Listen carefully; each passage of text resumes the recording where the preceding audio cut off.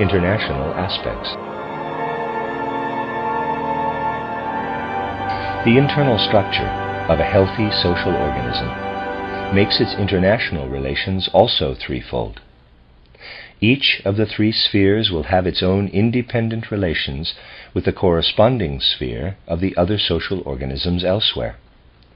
Economic relationships between countries will arise without the relations between their rights states having a direct influence upon them. Footnote, author's note.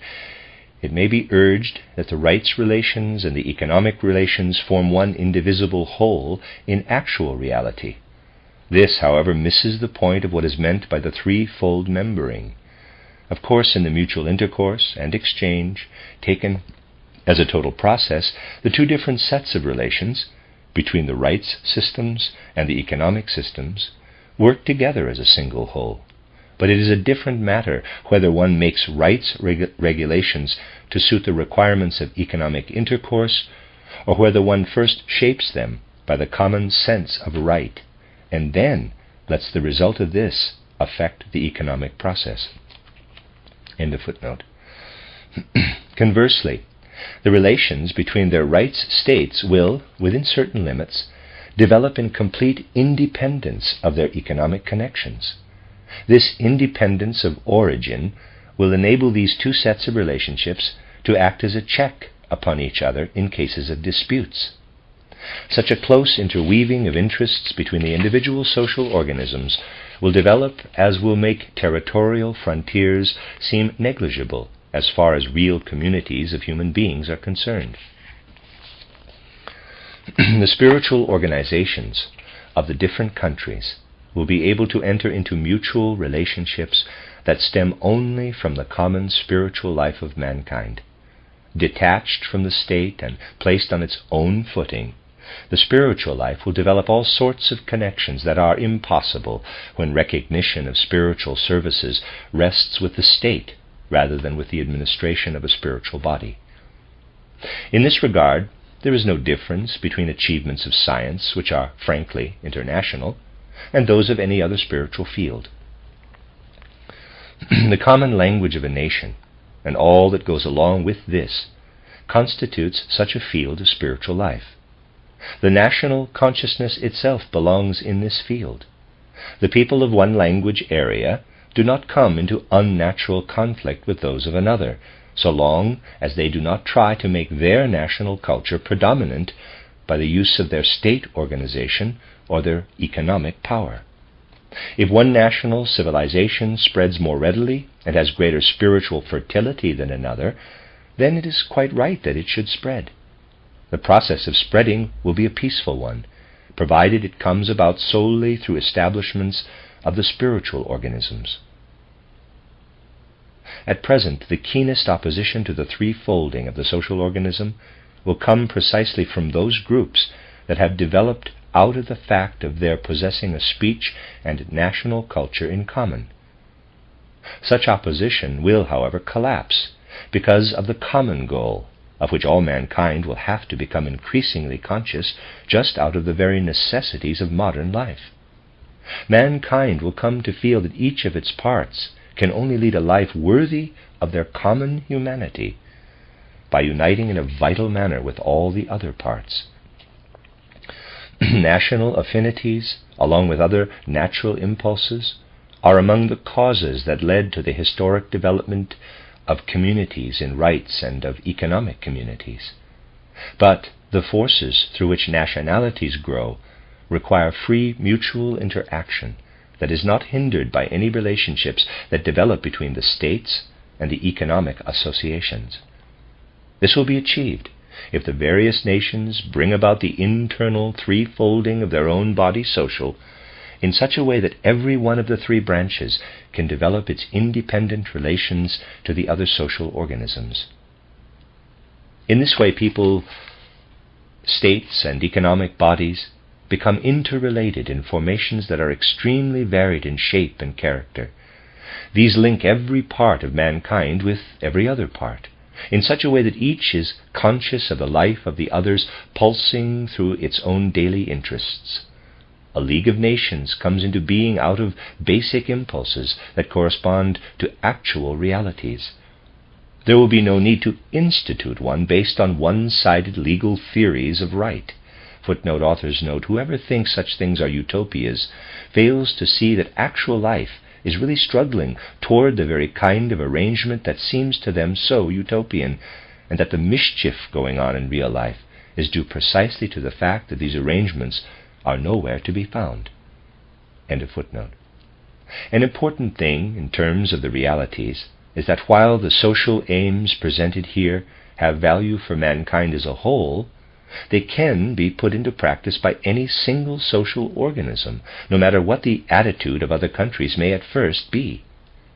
If one country shapes itself into the three natural spheres, the representatives of these can enter international relations as a single body to deal with others, even if these are not yet ready to adopt the threefold order themselves. Whoever leads the way with the threefold order will be furthering a common goal of all humanity, of all mankind. What has to be done will come to pass far more through the strength produced by an aim that is rooted in actual human impulses than by way of diplomatic agreements or schemes drafted at conferences.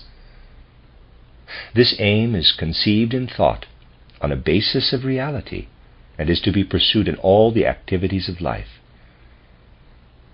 Any observer of the peoples and states during recent decades could see how the historically developed state structures, with their blending of spiritual, rights, and economic life, were becoming involved in international relations that were leading to a catastrophe.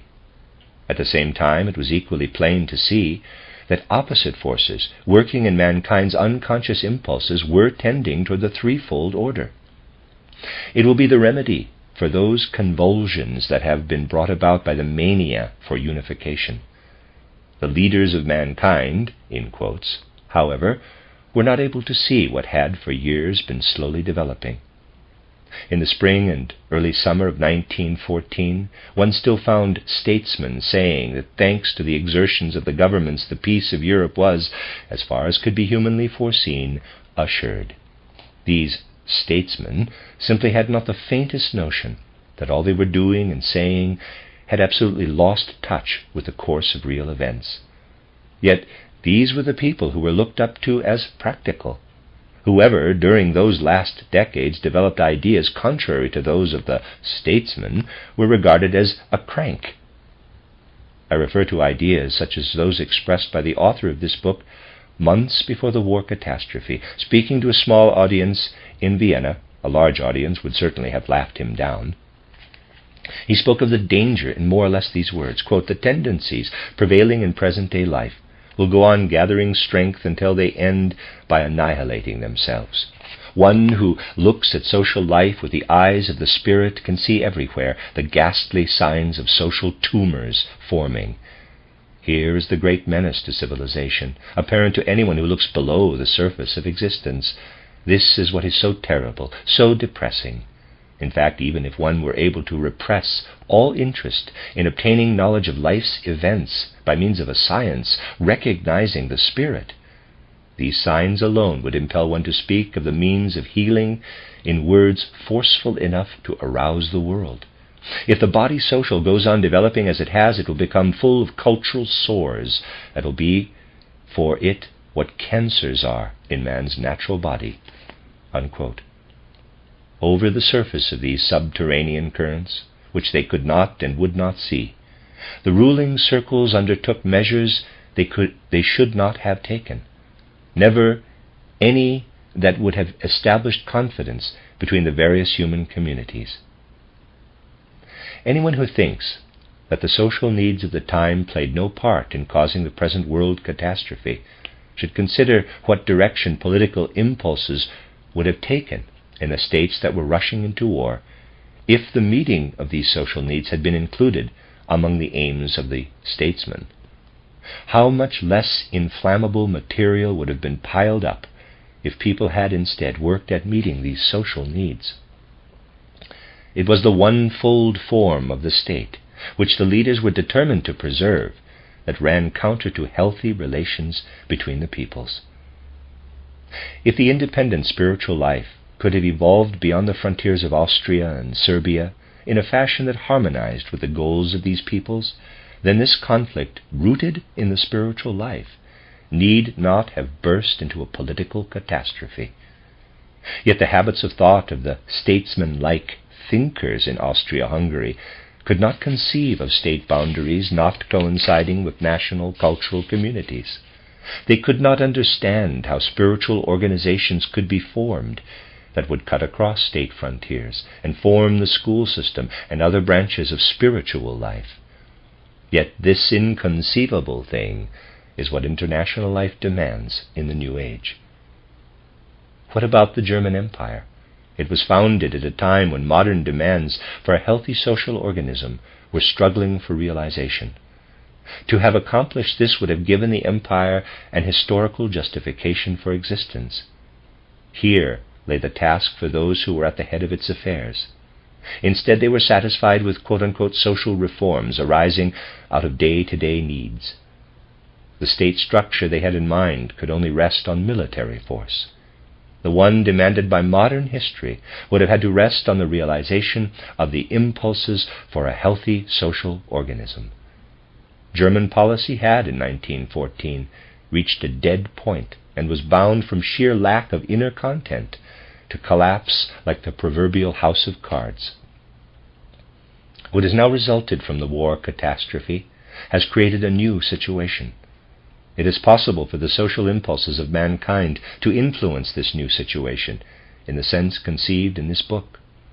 These social impulses should arouse a sense of responsibility throughout the civilized world. Some countries were able to stand aloof from the points at issue in 1914. From the social movement, they cannot stand aloof. This is a question that admits of no political adversaries and no neutrals. Here there must be one human race, working at one common task, willing to read the signs of the times and to act in accordance with them.